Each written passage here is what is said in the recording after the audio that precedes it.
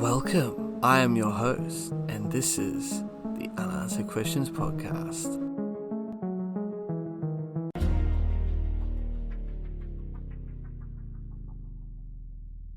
What makes this case positively spooky is that there were a lot of strange deaths that were linked to the Inslaw case and those who were investigating it. Some of these investigators were following some of the same leads that Danny himself was following.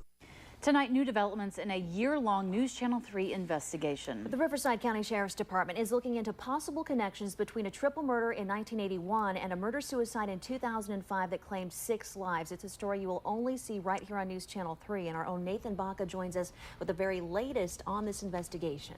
Tamara, Libby, this is the most chilling email that we've ever seen written by a detective. This murder investigation is so terrifying to experienced investigators. They are fearful for their lives and their families. When this detective writes he can't look his wife in the eyes and risk his family's lives, you know it's a big case. Nicaraguan arms deals, stolen computer databases, weapons testing on local Cabazon Indian land, and a lawsuit alleging conspiracy from the highest federal officials for the past 30 years.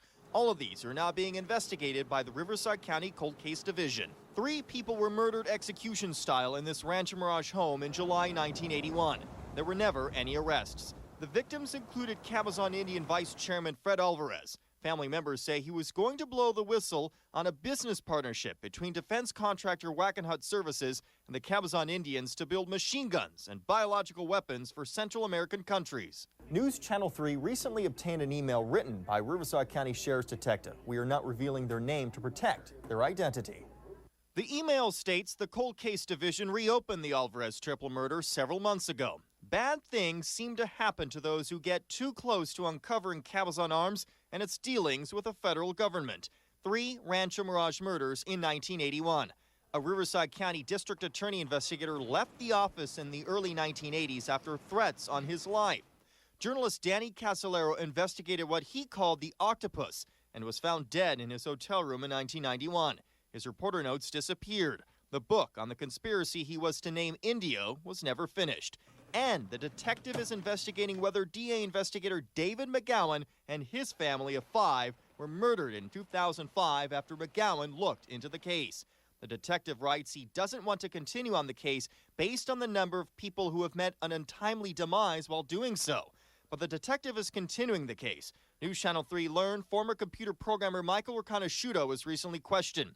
Documents show a secret government computer spy program named Promise was modified on tribal land in India.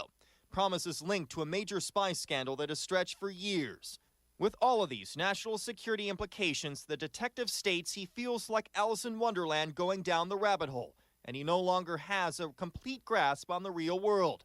The stakes are high, the secrets are growing, and the suspicious deaths remain unanswered.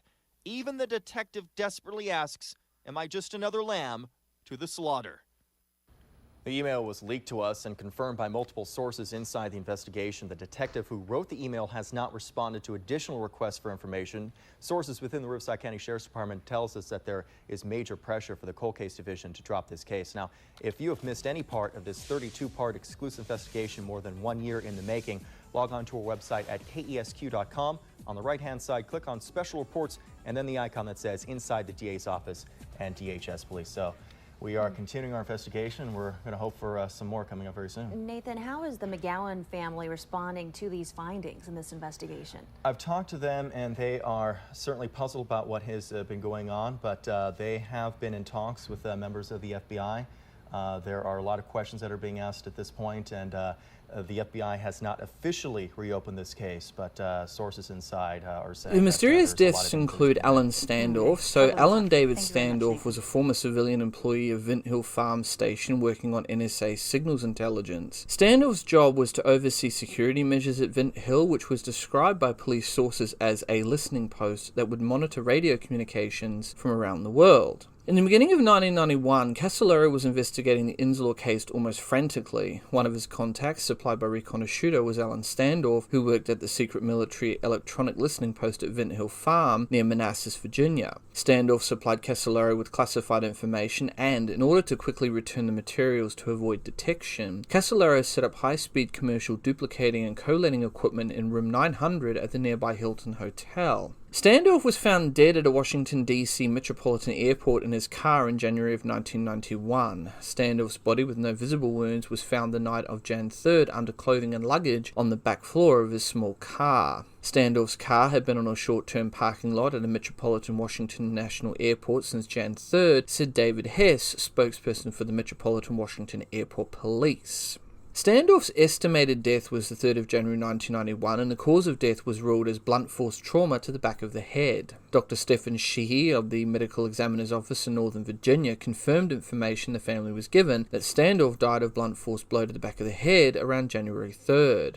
Standoff was alleged to have leaked classified NSA documents relating to the Promise intelligence software similar to PRISM to investigative journalist Daniel Casolaro.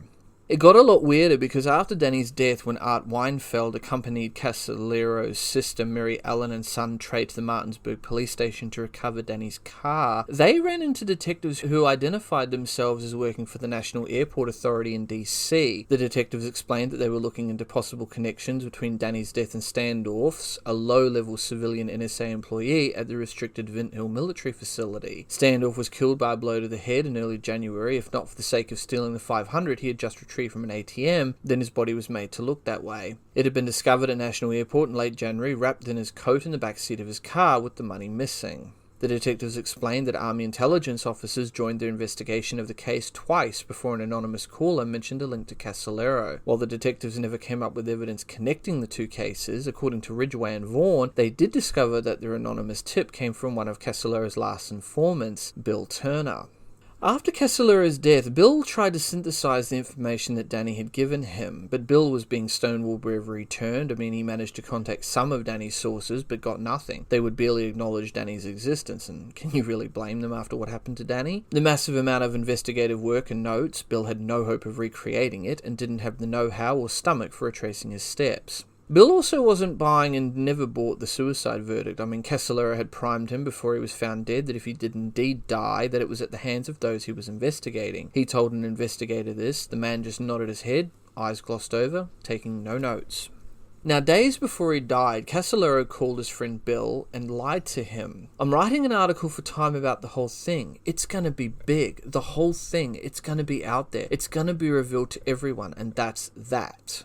End quote. What whole thing? Bill asked him, but Casolaro dodged that question. Bill always knew him as vague, circling. Time Warner, they're footing the whole thing. Jack Anderson is working with me on it. Big advances. I'm just finishing up details, and man, this is gonna change things. End quote. Casolaro was a bit frantic, like he had had too much caffeine, and also like he was running out of time.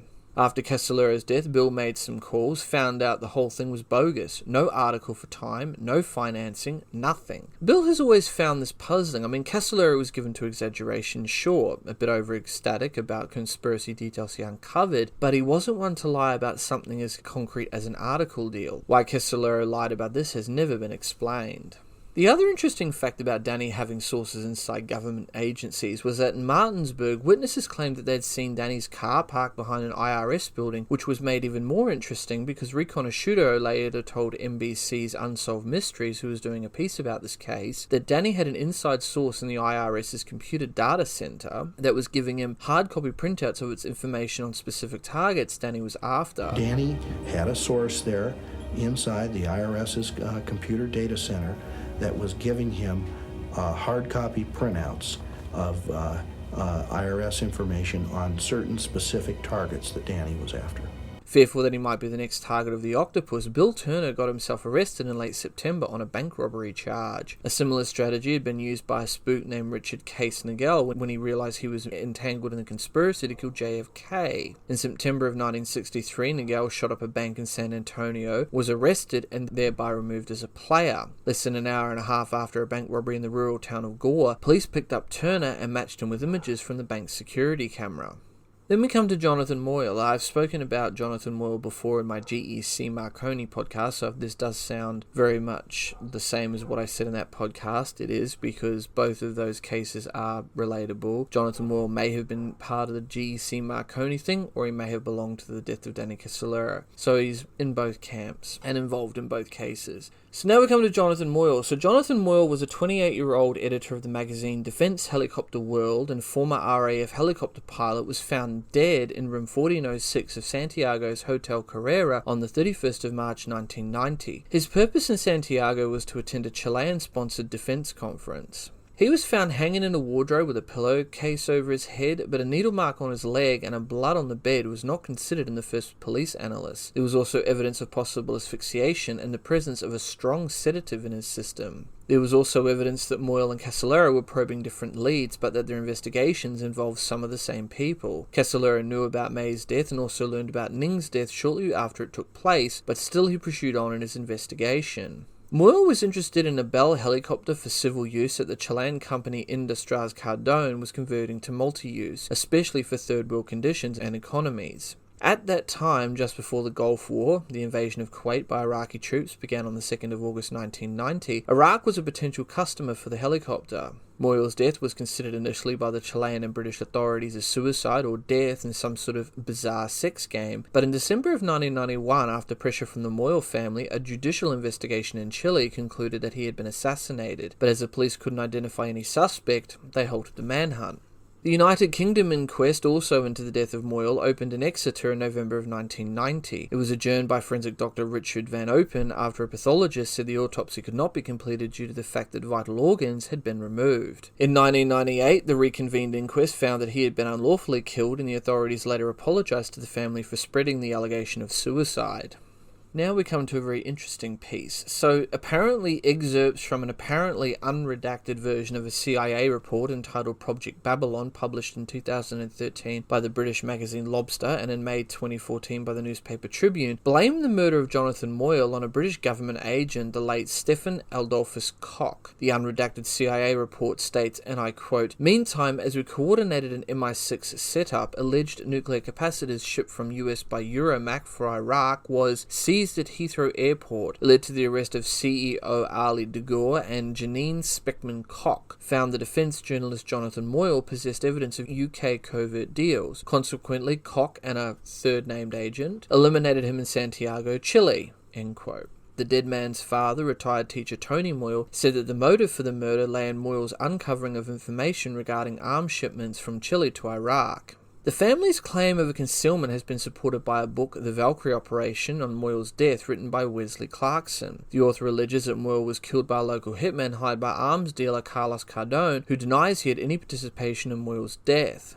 In late 1997, a Santiago Court of Appeal reopened the investigation into Jonathan Moyle's death following representations from a lawyer representing the family. The editor of Lobster provided additional insight and context to the affair in a speech to the Centre for Security Analysis in London on the 8th of November 2000 and published in the summer 2001 edition of Lobster, issue number 41, explaining how the SISs are so awful to work for. Quote, "Take Jonathan Moyle, a not very bright, gung-ho Queen and country man. Young Moyle, while at university at Aberystwyth, was a special branch snitch who thought it was his patriotic duty to tell the local SB who was smoking dope. On graduating, he became an agent for, well, MI6 probably, though who knows. Moyle ended up being murdered in Chile, according to a book about him. Moyle wasn't very subtle as an intelligence asset and was poking around the Chilean's arms dealer Cardone, one of Mark Thatcher's friends, while Cardone was doing a big helicopter deal with the Iraqis. This was in the run-up to the American attack on Iraq. Moyle ended up dead in a wardrobe in Chile, and what does the local FCO guy do? Tell the media that Moyle was the victim of an autoerotic accident, strangled himself while having a wank." End quote. Next on the list is Alan May. So Alan Michael May was a Nixon campaign aide who 4 days after interviewing Riconosciuto on June 19th of 1991 died in his home in San Francisco. Riconosciuto claimed that May had been involved in the October surprise and that May had reportedly been involved with Michael Riconosciuto and the movement of $40 million in bribe money to the Iranians in operation known as the October surprise. What was interesting about his death is it was originally ruled as a heart attack, but when an autopsy was performed it was discovered that he had polypharmaceuticals, which is a mixture of different types of medication in his body. It is known that if you mix some medication together it will cause heart attacks, which is why I think this heart attack was forcibly induced.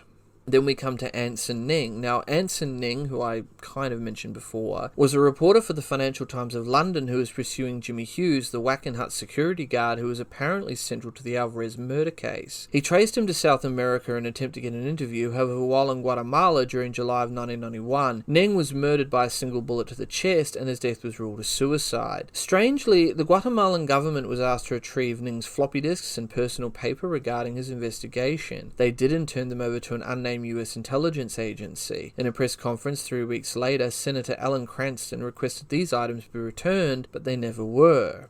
Next on the list was Dennis H. Eisman, the Fatal Vision lawyer. So Eisman was a lawyer for Riconosciuto. He was known as a Fatal Vision lawyer due to his involvement in the infamous and controversial trial of Jeffrey MacDonald. Eisman and his former law partner, Bernard L. Siegel, represented Green Beret Army surgeon Dr. Jeffrey MacDonald, who was accused in 1970 of brutally murdering his pregnant wife and 2 young daughters at Fort Bragg, NC.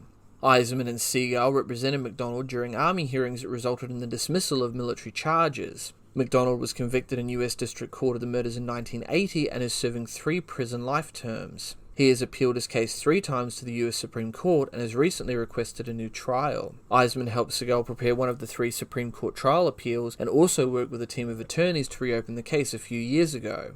Quote, he was very deeply committed to Dr. MacDonald. He believed very deeply in Dr. MacDonald, and he believed, as I did, that Dr. MacDonald was unjustly accused and made every effort to give him a new trial, as quoted by his law partner Siegel.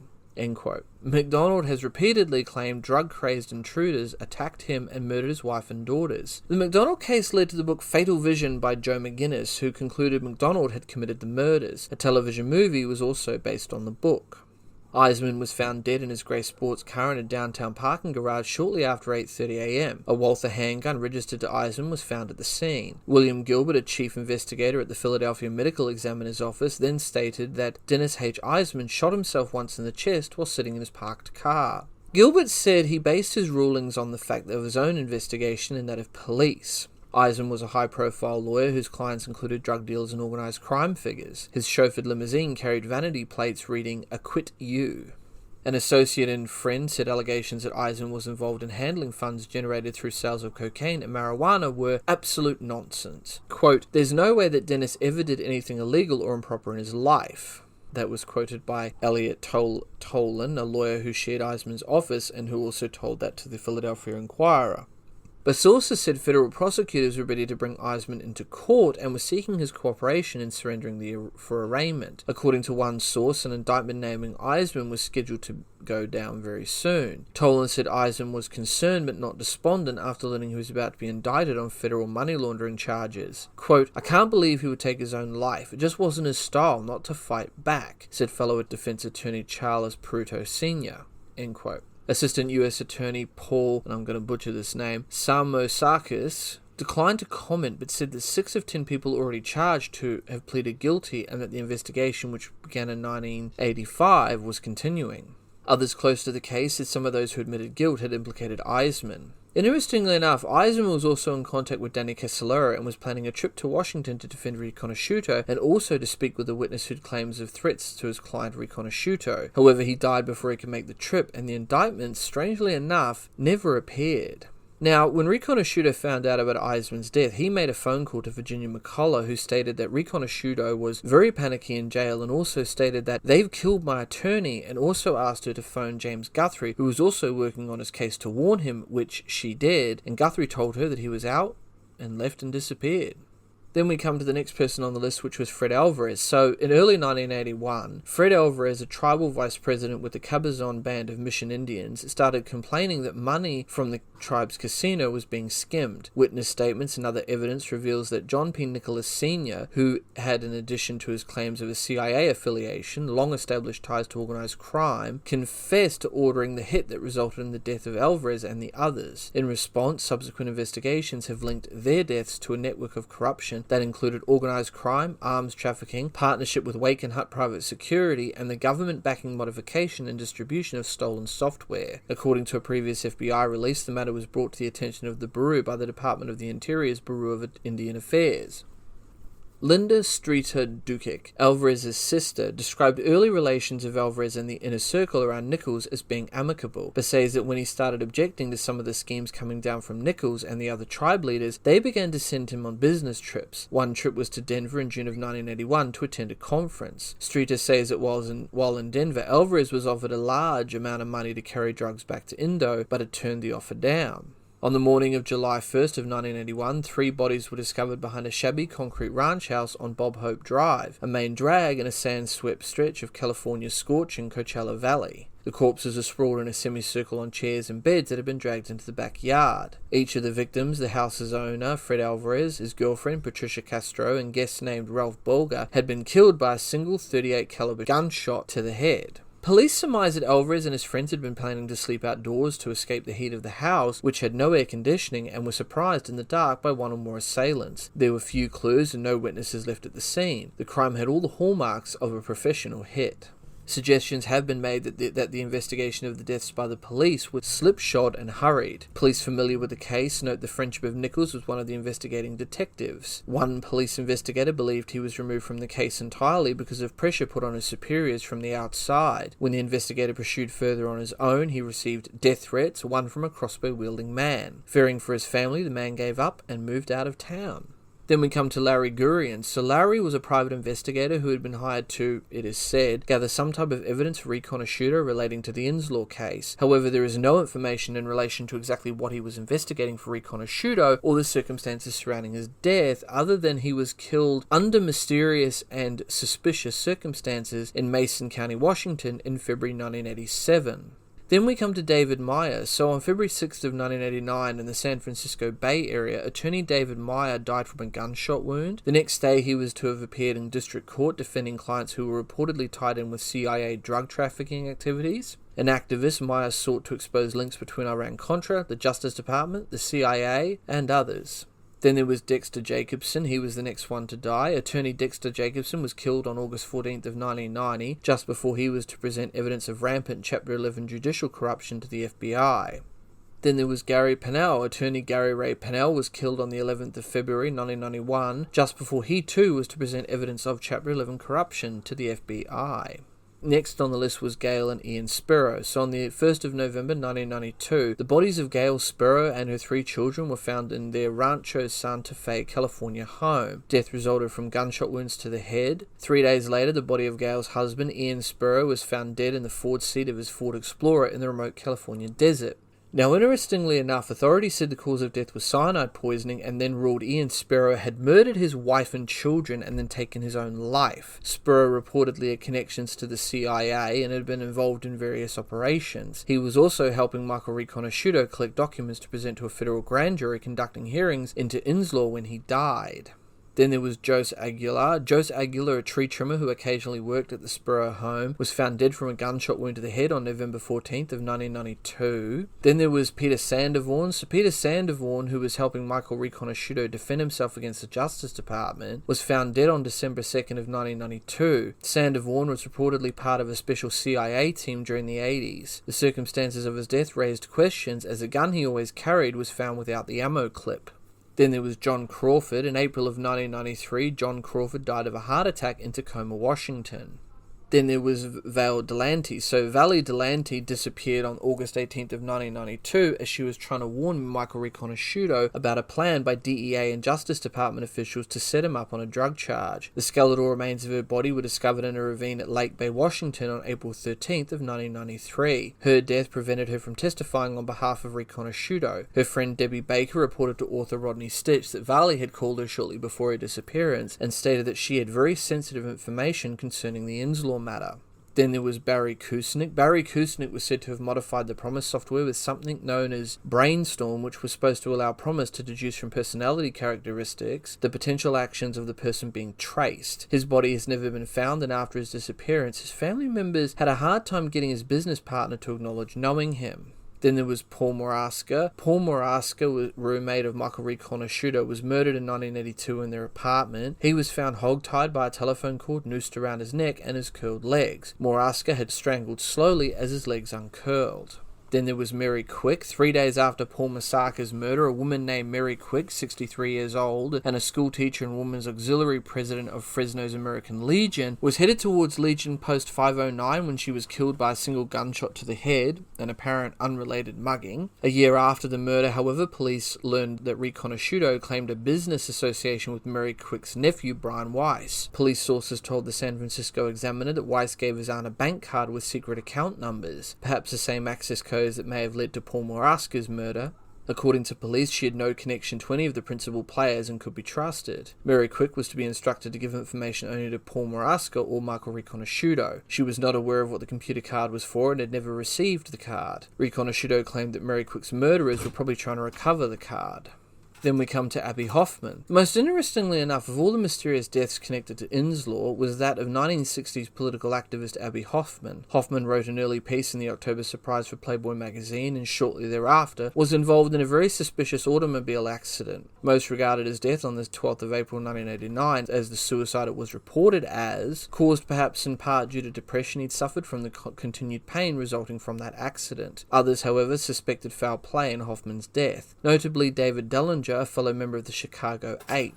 Dellinger's suspicions even led him to attempt to retrieve the coroner's report for examination, but interestingly enough, he was stopped by a threatened court battle. Quote, "They basically would not allow that to go to court," end quote. Dellinger concluded, but Abby's son Andrew and Abby's first wife Sheila are convinced he was murdered.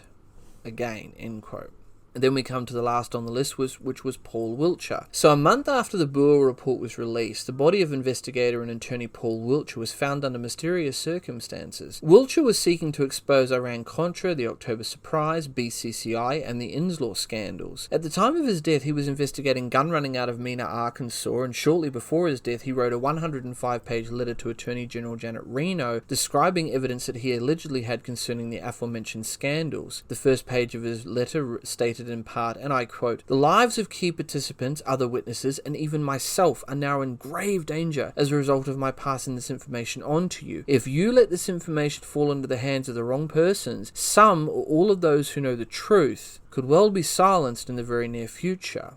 End quote. Wilcher's body was found in his Washington, D.C. home on the 23rd of July of 1993. The coroner's report made after the autopsy could not find or didn't report the cause of death. Now we're going to get into most of Danny Casolaro's research. So shortly before his death, Casolaro told people that he was nearly ready to reveal a wide-ranging conspiracy involving the Inslaw case, Iran-Contra, the alleged October Surprise conspiracy, and the closure of BCCI. David Korn writes in The Nation that the papers Casolaro left behind reveal few clues except that he was in over his head but was tenacious. His papers included old clippings, handwritten notes that were hard to read, and the names of former CIA officers and arms dealers. Korn writes that the notes show Casolaro was influenced by the Christic Institute and that he had pursued material fed to him by a reporter who worked for the Lydon LaRoche. Richard Fricker writes in Wired that Casolaro had been led into a, and I quote, "Bermuda Triangle of spooks, guns, drugs, and organized crime." End quote. Danny Casolaro stepped into a world that he didn't belong in. The type of people that he became involved with lie just as a matter of course. I think after a while, some don't even know what the real truth is. They lie, they cheat. There are people who've been involved in numerous murders, dealing drugs, dealing arms. And Danny Casolaro thought he could find his way through this labyrinth by himself.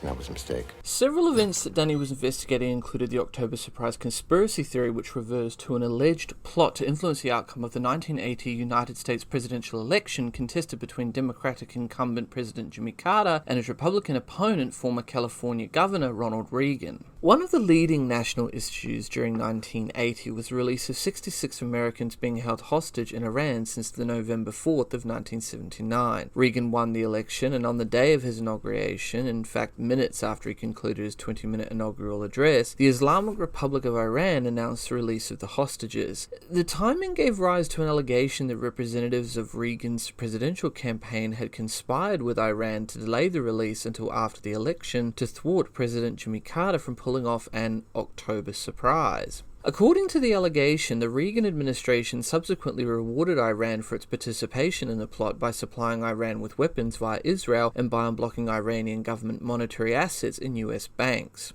After 12 years of varying media attention, both houses of the United States Congress held separate inquiries and concluded that credible evidence supporting the allegation was absent or insufficient. Nevertheless, several individuals, most notably former Iranian President, and I'm going to butcher this name, I do apologize, Abul Hassan Banistar, former Naval Intelligence Officer and U.S. National Security Council member Gary Sick, and Barbara Honegger, a former campaign staffer and White House analyst for Reagan and his successor George H.W. Bush, have stood by the allegation.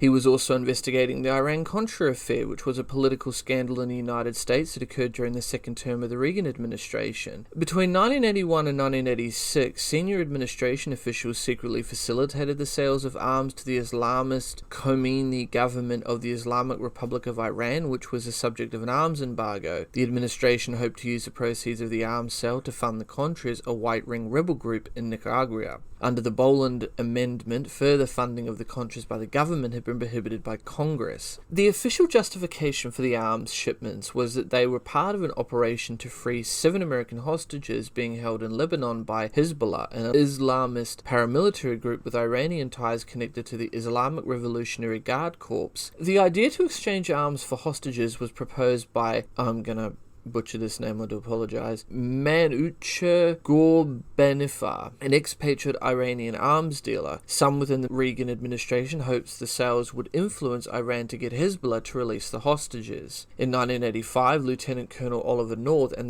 of the National Security Council diverted a portion of the proceeds from the Iranian weapons sales to fund the Contras, a group of anti-Sandinista rebels in their insurgency against the socialist government of Nicaragua. North later claimed that Gorbenifa had given him the idea for diverting profits from Tau and Hawk missile sales to Iran to the Nicaraguan Contras. While President Ronald Reagan was a vocal supporter of the Contra cause, the evidence is disputed as to whether he personally authorized the diversion of funds to the Contras. Handwritten notes taken by Defense Secretary Caspar Weinberger on the 7th of December 1985 indicate that Reagan was aware of potential hostage transfers with Iran, as well as the sale of Hawk and Tow missiles to moderate elements within that country. Weinberger wrote that Reagan said he could answer charges of illegality, but he couldn't answer charges that big strong President Reagan passed up a chance to free hostages. End quote. After the weapons sales were revealed in November of 1986, Reagan appeared on national television and stated that the weapons transfers had indeed occurred, but that the United States did not trade arms for hostages. The investigation was impeded when large volumes of documents relating to the affair were destroyed or withheld from investigators by Reagan administration officials. On the 4th of March 1987, Reagan made a further nationally televised address, taking full responsibility for the affair and stating that, and I quote, "What began as a strategic opening to Iran deteriorated in its implementation into trading arms for hostages." End quote.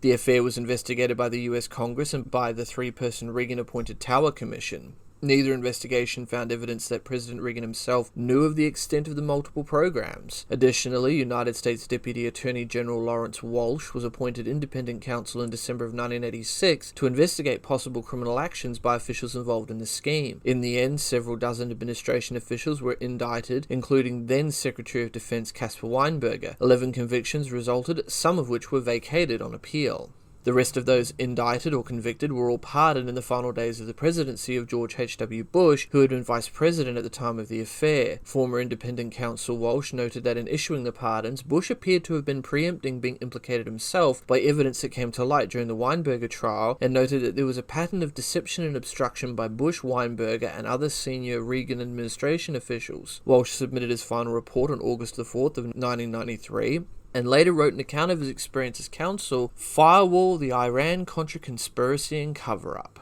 Danny was also looking into the Bank of Credit and Commerce International, BCCI, which was an international bank funded in 1972 by Aga Hassan Abidi, a Pakistani financer. The bank was registered in Luxembourg with head offices in Karachi and London. A decade after opening, BCCI had over 400 branches in 78 countries and assets in excess of US $20 billion, making it the 7th largest private bank in the world. BCCI, however, came under the scrutiny of financial and regulators and intelligence agencies in the 1980s due to concerns that it was poorly regulated. Subsequent investigations revealed that it was involved in massive money laundering and other financial crimes, and had illegally gained the controlling interest in a major American bank. BCCI became the focus of a massive regulatory battle in 1991, and on the 5th of July of that year, customs and bank regulators in 7 countries raided and locked down records of its branch offices during Operation Sea Chase. Investigators in the United States and the UK determined that BCCI had been set up deliberately to avoid centralized regulatory review and operated exclusively in bank secrecy jurisdictions. Its affairs were extraordinarily complex. Its officers were sophisticated international bankers whose apparent objective was to keep their affairs secret, to commit fraud on a massive scale, and to avoid detection. The liquidators, Deloitte and Touche, filed a lawsuit against the bank's auditors, Pricewaterhouse and Ernst & Young, which was settled for $175 million in 1998. By 2013, Deloitte and Touche claimed to have recovered about 75% of the creditors' lost money.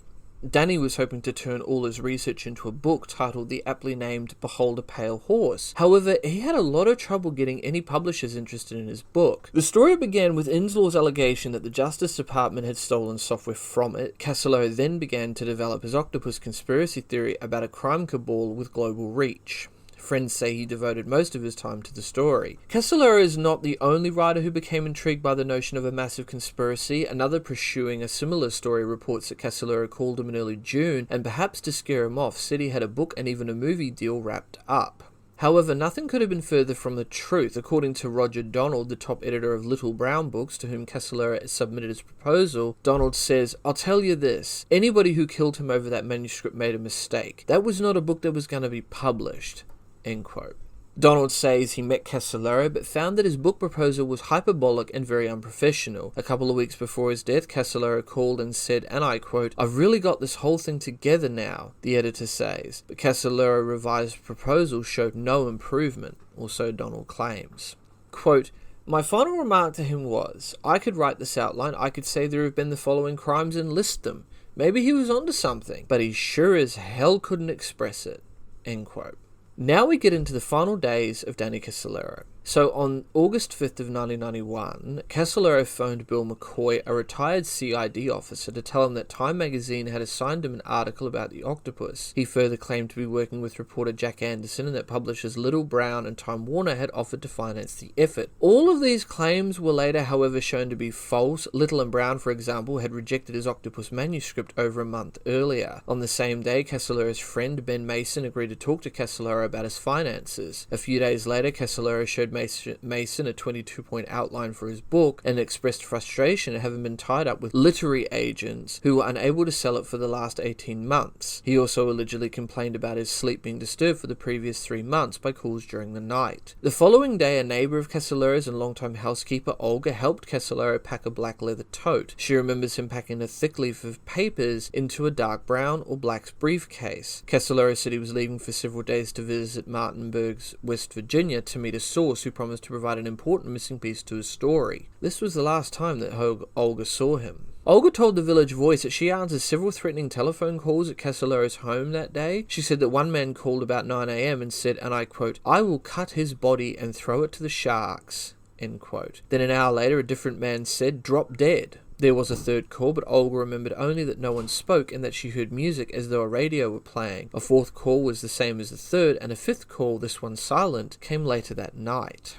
Now, according to the Village Voice, Casolaro's whereabouts between late in the day of August 8th and the afternoon of August 9th are unknown. The day before he died, according to the Martinsburg Morning Journal, he ate at Pizza Hut where he told the waitress he liked the rise and quoted The Great Gatsby to her. He then met Honeywell engineer William Richard Turner at the Sheraton at about 2:30 p.m. on August 9th. Turner says he gave Casolaro some documents and they spoke for a few minutes. Witnesses reported that Casolaro spent the next few hours at a Martinsburg restaurant.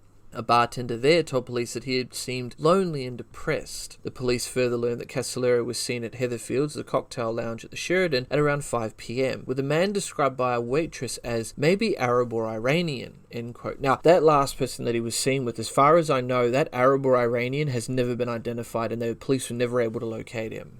At about 5:30 p.m. that night, Casaloro happened to meet Mike Looney, who rented the room next to Casaloro's, room 517. They chatted on 2 occasions, first at about 5:30 p.m. and then again at about 8 p.m. Looney later explained, and I quote, "Casaloro said he was there to meet an important source who was going to give him what he needed to solve the case." End quote. According to Looney, Casaloro claimed that his source was scheduled to arrive by 9 p.m. Around that time, Casaloro left Looney explaining that he had to make a telephone call. He returned a few minutes later and said that his source might have blown him off. Casaloro and Looney talked until about 9:30 p.m. and about 10 p.m. Casaloro bought coffee at a nearby convenience store. That was the last time anyone reported seeing him alive. Now we get to his death. So at about noon on August 10th of 1991, housekeeping staff discovered Casaloro naked in the bathtub of room 517. His wrists had been deeply slashed. There were 3 or 4 wounds on his right wrist and 7 or 8 on his left. Some of them were so deep they hit the tendon, and oddly enough, there were no signs of any hesitation marks. Blood was splattered on the bathroom wall and floor, and according to Ridgway and Vaughan, the scene was so gruesome that one of the housekeepers fainted when she saw it. End quote. Under Casaloro's body, paramedics found an empty Milwaukee beer can, 2 white plastic liner trash bags, and a single-edged razor blade. There was also a half-empty wine bottle nearby. There was also a shoelace wrapped around his neck, and Ridgway and Vaughan write that nothing was placed in the bathtub drain to prevent derbs from draining away, and none of the bathwater was saved. Other than the gruesome scene, the hotel room was clean and orderly. There was a legal pad and pen present on the desk. A single page had been torn from the pad, and a message was written on it. Quote, "To those who I love the most, please forgive me for the worst possible thing I could have done. Most of all, I am sorry to my son. I know deep down that God will let me in." End quote.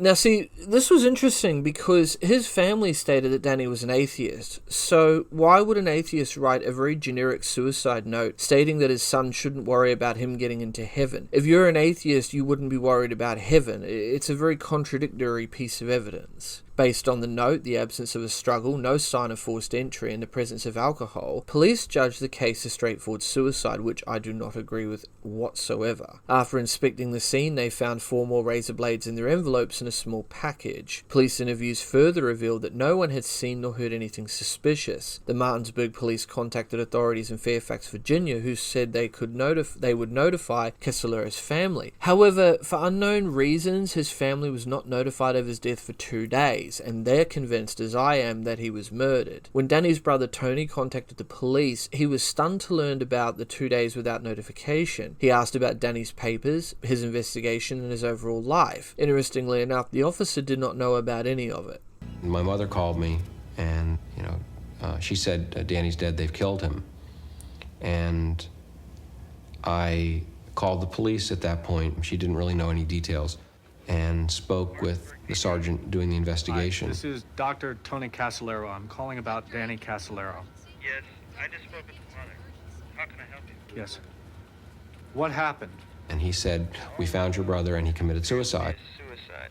A hotel maid found his body when she went in to clean his room on Saturday around 1 o'clock.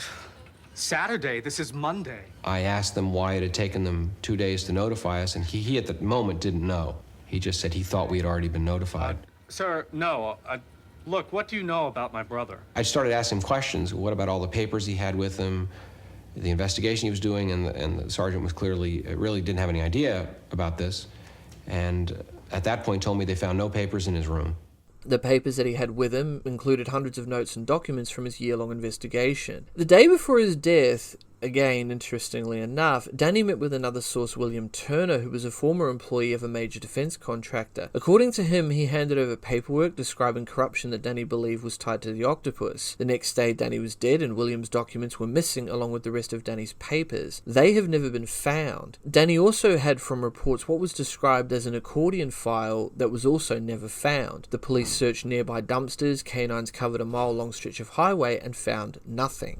Tony claimed that Danny had been embalmed without the family's permission, which is illegal as the family must give permission for this to be done. Danny's family also noted that he was afraid of blood tests and needles, so they felt that it would be extremely unlikely that he would commit suicide by slashing his wrists. Wendy Weaver, who dated Casolaro for 7 years and at one time lived with him, concurs with that theory. Quote, "Danny hated the sight of blood," she said matter-of-factly. "Additionally, he didn't like to be seen naked. To be found in a tub naked, that's not Danny."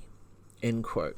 Casolaro also suffered many odd coincidences, which seemed to accelerate in the last weeks of his life. For example, an FBI agent knocked on his door who claimed to be looking for a man named Clifford. Casolaro told him that he had the wrong house and the man went away. In a restaurant, he started talking to a guy nearby who just happened to be Special Forces, a fact that he was willing to make public. He was in a hotel in Richmond, and in the lounge there was a guy that looked just like him, his double. The guy was even seen wearing the same coloured shirt. He was in line at the Department of Motor Vehicles, discovered the guy in front of him also had the same name, Casolaro, no relation though, which was not a common name. The guy seemed to shrug it off and say that's sure funny.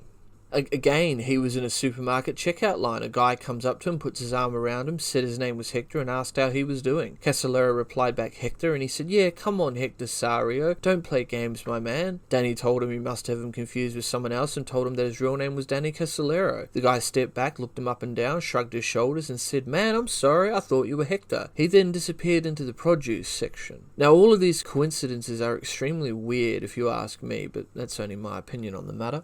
Now, a week before his death, Danny told Tony that he had been receiving frequent death threats. He also said that, "Don't believe a suicide. I won't kill myself. If I die, it's because they killed me. They're calling me and threatening me. Odd calls in the middle of the night for months. I can't sleep. I'm getting too close. I'm going to expose them once and for all. I'm working on the details. Slit wrists, hanging in the shower, a balcony jump. Don't believe it. It's not me. If you hear I'm dead, it was no accident. My sister Lisa killed herself and it devastated the whole family. I could never do that. A running car, in a closed garage, pill overdose, diving off a cliff. I didn't do it. If you find a note, I didn't write it."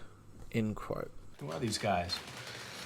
Well, I don't know. I mean, I know a couple of them. They're the guys that I've been working with, my contacts, and they're calling me and saying, "Look, Danny, you're getting too close. You're going to get hurt. Back off."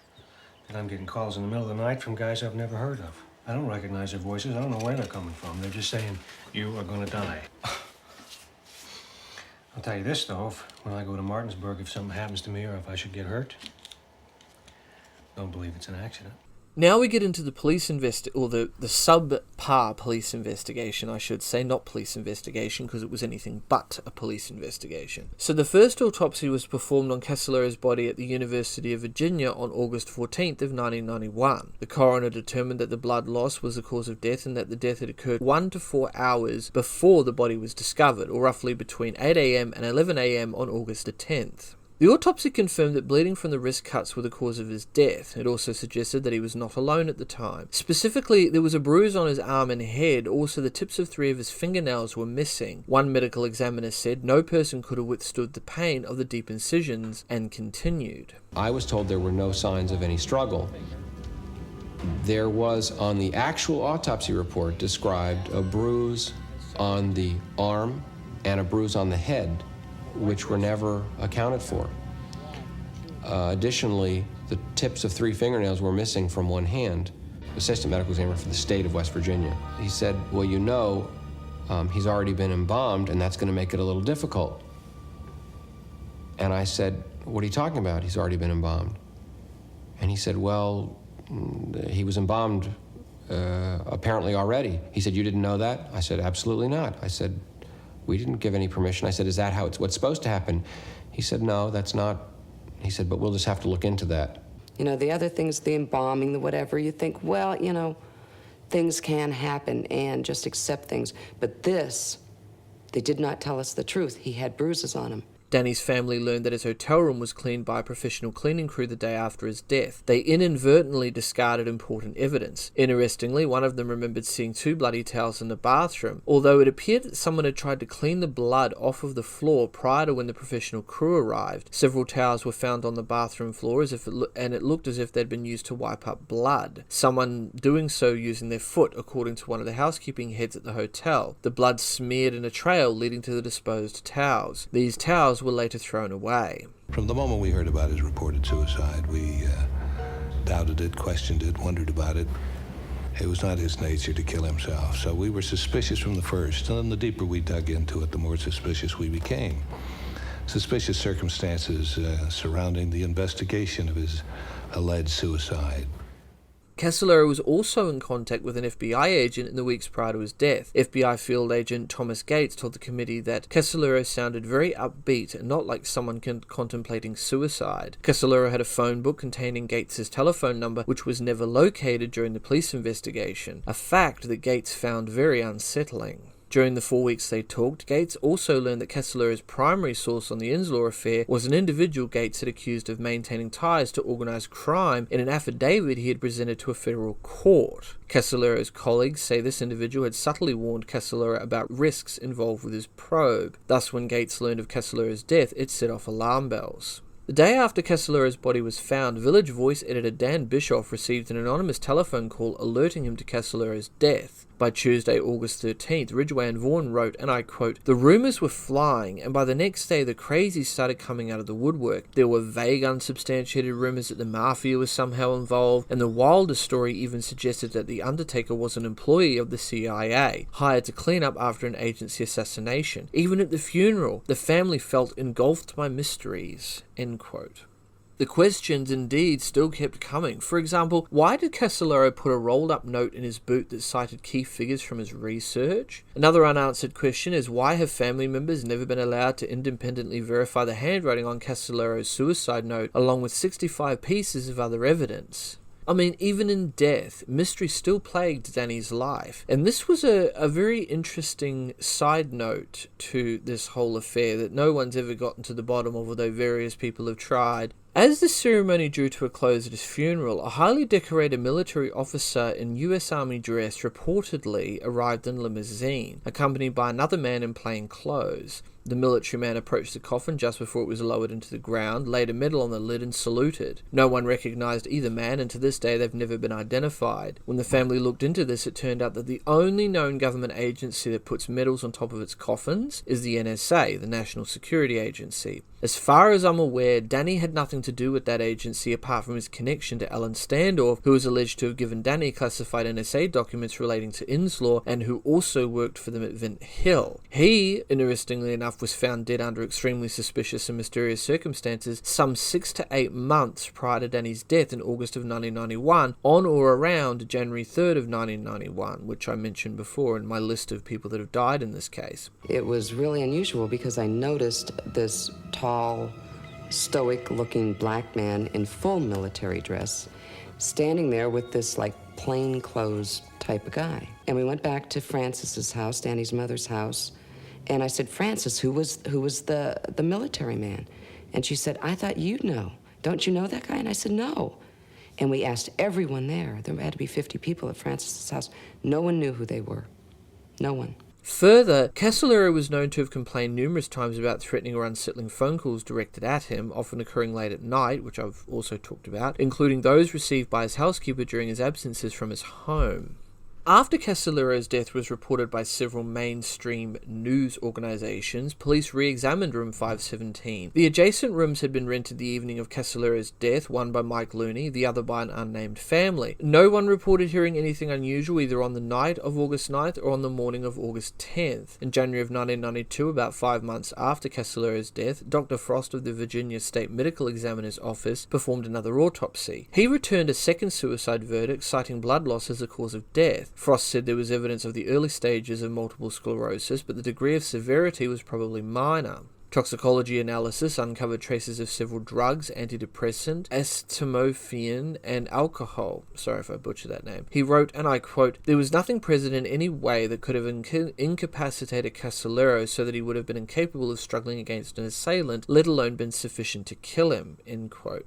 Although I must admit, I have a bit of a problem with that, because I've heard other varying reports that stated that Danny had a very, very small, what was quoted at the time as an antidepressant in his system, but it was such a small substance, or there was such a small amount of it, that they weren't able to test it for anything else. And that kind of alarmed Danny's brother, because apparently, according to Danny's brother, he wasn't prescribed any medication. So what was medication doing in Danny's system? And because it was such a small sample, they weren't able to test it to find out what it was. So I have a hard time believing that there was nothing in his system that could have incapacitated him, because they were never able to actually prove that beyond considerable doubt. All they were able to say was, yes, we pumped his stomach, we did a toxicology report, there were some things in his system, but everything's fine. Well, no, it's not, because as Danny's brother said, they didn't really know what was in there because it was such a small sample of it, so they couldn't really tell what it was.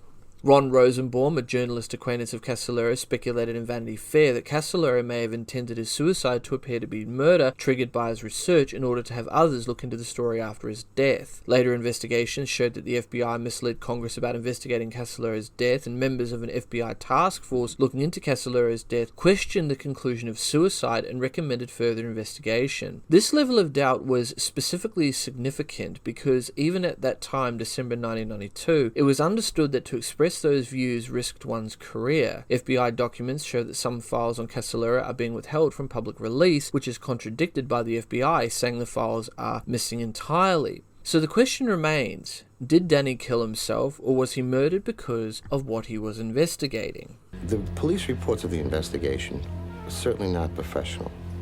Fingerprints get lost, messed up. They drain the tub without a strainer. Sloppy work.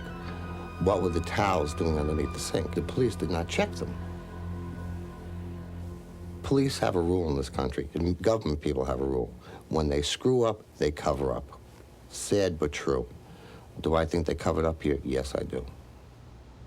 There is enough evidence that he was murdered so that there should have been a much more intensive investigation than there has been. I don't know enough to know for sure, but all that I do know makes me believe that it was more likely that he was murdered than that he committed suicide. With that, this case remains open, but with many unanswered questions that still remain unanswered. Please rate the show and let me know what you guys think about this and the many other cases I have covered. You can follow me on all major social media platforms, YouTube, BitChute, Dailymotion. I'm also on Twitter and Instagram. Likes are all down in the description below. If you have a case you'd like me to have a look at and cover, don't hesitate to send me a message. I'm your host, and this has been the Unanswered Questions Podcast. Until next time.